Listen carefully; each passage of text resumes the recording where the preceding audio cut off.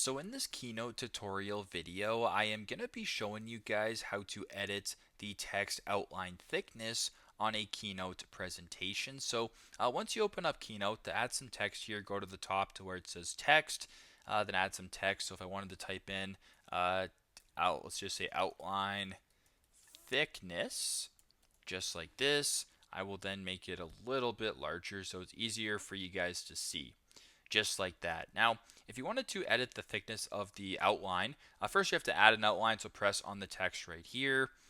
Go to this gear icon, make sure that text is selected. Go down to where it says outline, press on that.